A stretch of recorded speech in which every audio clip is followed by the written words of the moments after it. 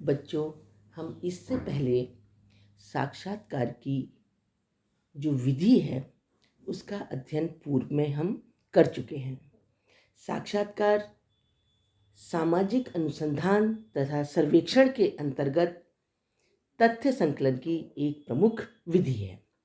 सामान्यतः हम देखते हैं कि दैनिक जीवन में जब हम साक्षात्कार या किसी इंटरव्यू की बात करते हैं तो हमारा मतलब होता है कि हम किसी अधिकारी से मिलने जा रहे हैं या किसी नौकरी के लिए किसी प्रशिक्षण देने वाली संस्था में प्रवेश हेतु जो बहुत सारे प्रत्याशी हैं उनकी योग्यता, कार्यकुशलता एवं क्षमता की जांच करना होता है।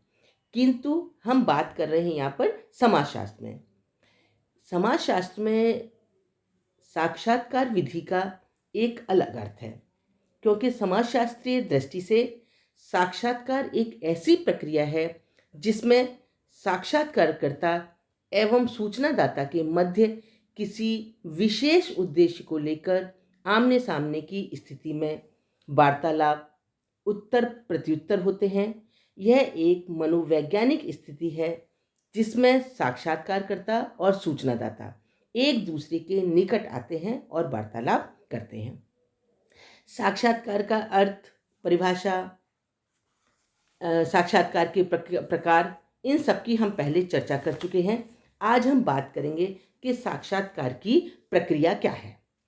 हम देखते हैं कि साक्षात्कार की जो प्रारंभिक तैयारी जब हम कर लेते हैं उसके बाद सूचनादाताओं से साक्षात्कार करना होता है और साक्षात्कार की जो प्रक्रिया है वो वह पद्धति अपनाता है, वह सूचनादाता की बुद्धि, क्षमता, योग्यता एवं शैक्षणिक स्तर पर निर्भर होती है। साक्षात्कार का संचालन करते समय हमें निम्न बिंदुओं पे ध्यान देना होता है और ये एक विशेष ध्यान देने योग्य बातें हैं। इसी के आधार पर हमारा पूरा साक्षात्कार निर्भर करता है। सबसे पहले साक्षात्कार से जो करता है वो सूचनादाताओं से संपर्क करता है। संपर्क मतलब उनसे बातचीत करता है। और जब हम वास्तविक जो हमारा मूल साक्षात्कार है उसको प्रारंभ करने से पहले यह कार्य हम करते हैं, क्योंकि सूचनादाताओं से पूर्व में हमें निश्चित समय एवं स्थान पर संपर्क स्थापित करना होता है। सर्वप्रथम जब हम मिलते हैं तो साक्षात्कारकर्ता को मूल बातें जैसे अभिवादन करना, उसे हंसमुख और एक अच्छी तरह से बातचीत करना आना चाहिए। उससे क्या होता है, समुचित पोशाक धारण करनी चाहिए। जो पोशाक हो वो बड़ी डिसेंट टाइप की हो।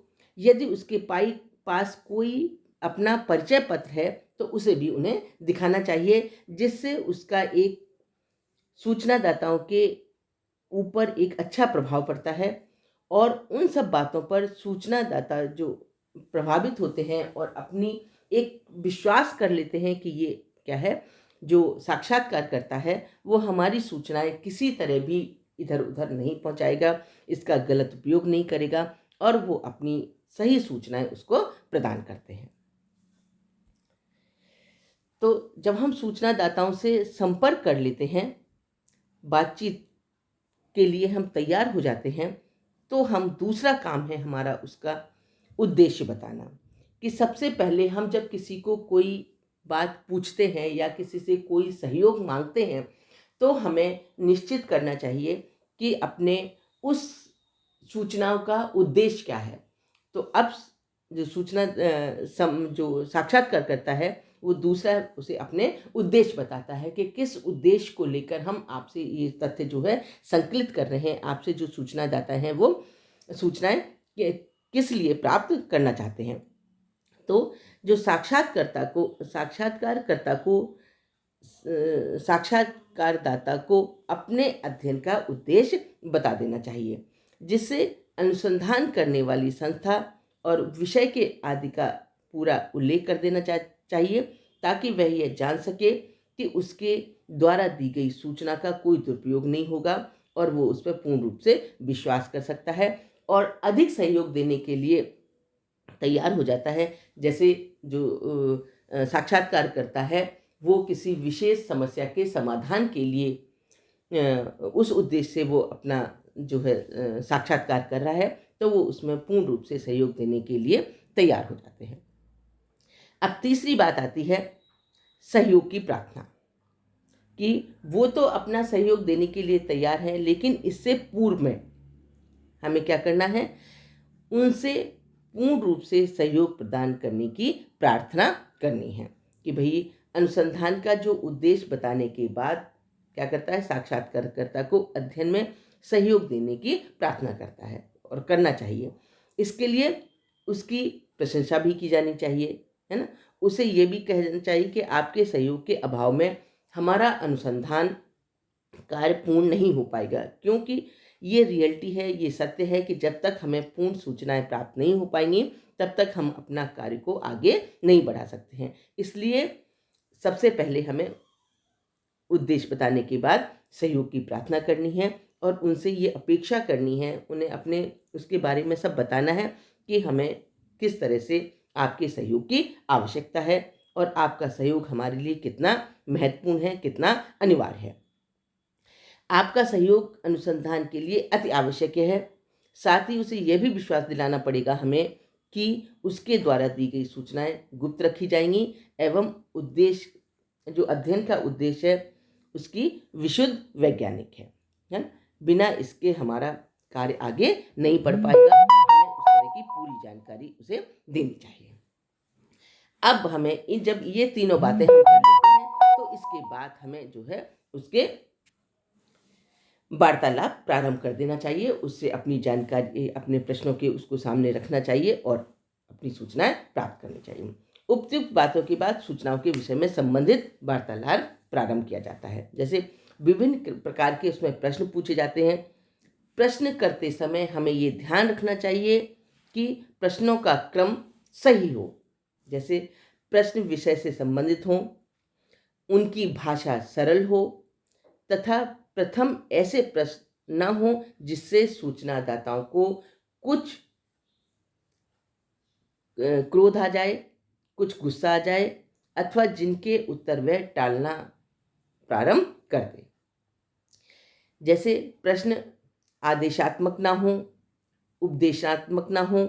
उसे ये महसूस होना चाहिए कि जो कुछ भी हम अपनी सूचनाएं प्रदान कर रहे हैं वो बहुत आसान तरीके से एक सही आपस में एक दोस्त के नाते से जैसे हम बातचीत करते हैं, इस तरह की बातचीत हमें करनी चाहिए।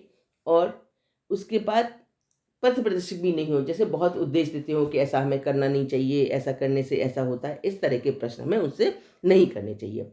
प्रश्न समय एवं परिस्थिति को ध्यान में रखकर ही किए जाने चाहिए। इस प्रकार के प्रश्नों को समाप्त होने के बाद ही दूसरे प्रकार के प्रश्न पूछे जाने चाहिए। जैसे अगर हमें आय से संबंध में कुछ प्रश्न पूछने हैं तो बीच बीच में विवाह, परिवार से संबंधित प्रश्न नहीं करने चाहिए, है ना। और साधारण सी बातें उससे सरल शब्दों में हमें पूछना चाहिए, जिससे वो भी सरल और आसान बातें हमें बताएगा जो हमारे लिए बहुत ही उपयोगी होंगी। दूसरा, वार्तालाप प्रारंभ करना। मतलब इसके बाद जब हम वार्तालाप प्रारंभ कर लेते हैं तो जो कुछ भी वो बताता है वो नेक्स्ट पॉइंट, जैसे सहानुभूतिपूर्वक सुनना। मतलब जो कुछ भी वो बता रहा है वो हमें बहुत ही सहानुभूतिपूर्वक सुनना चाहिए, है ना। साक्षात्कार में क्योंकि काम किसका है, साक्षात्कारकर्ता का, इसलिए जो कुछ भी वो बता रहा है वो साक्षात्कारकर्ता को बहुत ही ध्यानपूर्वक सुनना चाहिए, सहानुभूतिपूर्वक सुनना चाहिए और उस समय कम बोलना चाहिए। सूचनादाता को धैर्य एवं सहानुभूतिपूर्वक सुनना चाहिए। साक्षात्कारकर्ता को, सूचनादाता को यह विश्वास बीच बीच में जीत लेना चाहिए कि उसे बीच में टोकना नहीं चाहिए। साक्षात्कारकर्ता को सूचनादाता की बातों में रुचि लेने का संकेत उसे देना चाहिए और यह करना चाहिए कि उसके स्वयं के विचार, दृष्टिकोण, पसंद नापसंद की सूचनाओं दाता के समान ही हैं। वो जो कुछ जैसा वो बता रहा है वो वैसा ही चाहता है। ऐसी बातें करने से वह मुक्त होकर और अधिकाधिक सूचनाएं आपको प्रदान कर सकेगा और किसी तरह का अंदर से उसके मन में झिझक नहीं होगी और वो पूर्ण सूचनाएं आपको प्रदान करेगा।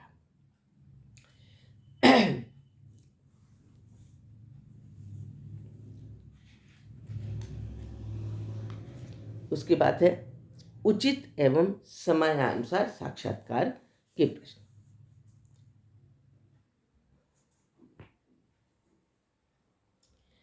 कि जो साक्षात्कारकर्ता के समय यह बात भी ध्यान में रखनी चाहिए कि समयानुसार उचित प्रश्न किए जाएं। प्रश्न सदैव जो विषय चल रहा है उसी से संबंधित होने चाहिए और इससे साक्षात्कारकर्ता की जो निरंतरता है वो टूट जाती है। अगर वो बीच में अलग अलग प्रश्न पूछने लगता है, बीच में प्रश्न टोकने लगता है, तो उसमें साक्षात्कार की निरंतरता जो है वो टूट जाती है, वो रुक जाता है। और यहाँ पे जो तय की गहन व्यक्तित्व जीवन से संबंधित प्रश्नों से बचा जाना चाहिए। उससे ऐसे कोई प्रश्न नहीं किए जाने चाहिए जो उससे किसी जीवन के संबंधित हो। ऐसे प्रश्न से व्यक्ति या तो बचना चाहेगा या क्रोधित हो जाएगा और आपका जो साक्षात्कार है वो बीच में ही रुक जाएगा। तो हमें धीरे धीरे इन सब बातों पे ध्यान देना चाहिए कि जब हम बात कर रहे हैं उससे संबंधित ही प्रश्न पूछे जाएं, उनसे बात की जाए, है ना।